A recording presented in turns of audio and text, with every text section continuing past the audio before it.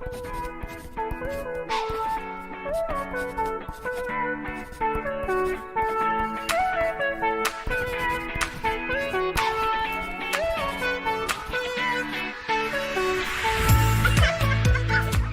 name is Desiree and I am a UF Health Child Life volunteer, and today I will be teaching you all how to make banana bread. And it's actually pretty easy and it's convenient because most of these ingredients are in people's households.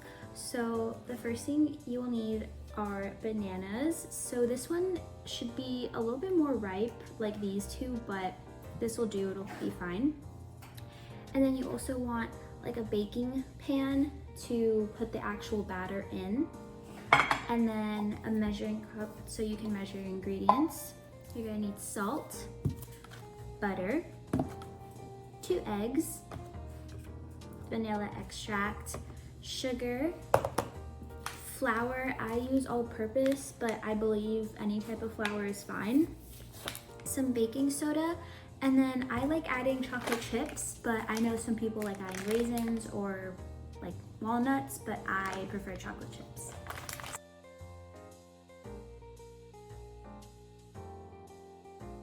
I prefer incorporating my wet ingredients first. So what I add first is usually my butter. So for this recipe, you're gonna need 1/2 cup of butter. I did put a little bit less, but that equals to 8 tablespoons. So you just add your butter.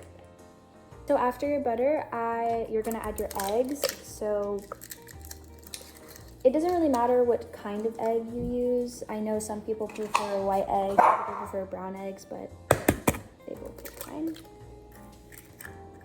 Then you'll add 3/4 cup of sugar, then 1 1/2 of all-purpose flour. So that was 1 cup, and then I'll add another 1/2. As for the baking soda, I sort of just eye it, so I'll just add a little pinch of it and it should work just fine. The same goes for the salt because the salt is used just to enhance the flavor, so I'll just add a little bit. So before I add the bananas, I will go ahead and just mix all of my batter together, and then I'll add the bananas. I just find this easier than as if I were to just pour everything all together. Another method that people do is they mix their dry ingredients first and then they mix their wet ingredients and then they'll mix it together. So they'll do it separately and then mix it together. But I kind of just put it all in one bowl so I don't have to clean multiple dishes. But you can do it however you like. So with my whisk, I'm just mixing my batter. And I've mixed everything. I'm gonna go ahead and add the bananas. I like adding the bananas by kind of chopping them up. I just think it makes it easier to smash them. And then, like I said in the beginning, I recommend using pretty ripe bananas, so ones that are pretty brown, just because they're a lot softer and they're easier to smash, and they're also sweeter. So it'll make your banana bread taste a lot better. So if you just have some really ripe bananas sitting out, it would be the perfect opportunity to make banana bread. So this is the consistency I like my banana bread to be. I do like there to be chunks of banana. Some people prefer it to be a lot more smooth. I know that I like it chunky, so if you like a smoother consistency and you don't really want banana pieces to be in your batter, I would suggest like smashing it, mashing it more, and mixing it more as well. But if you like it to be chunky like I do, then I think if your consistency looks like this, then you're good to go. So for the next step, I do like to add my chocolate chips. You can add as much as you like, as little as you like. Some people like adding it when it's already in the pan for you to bake, but I like adding them before just so I can mix it in a bit, and then you can go ahead and add it to your baking sheet.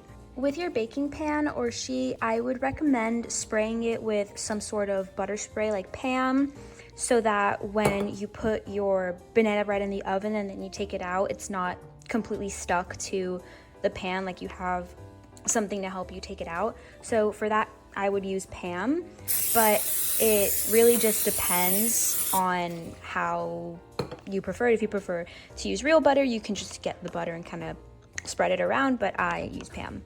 Now that you have your banana bread on your sheet, I like to add just a few more chocolate chips on top, just so that there can be some that melt right when you take a bite, and then you're gonna add it to the oven. For this recipe, I recommend preheating your oven to 350, and then once your oven is good to go, you can go ahead and add the banana bread.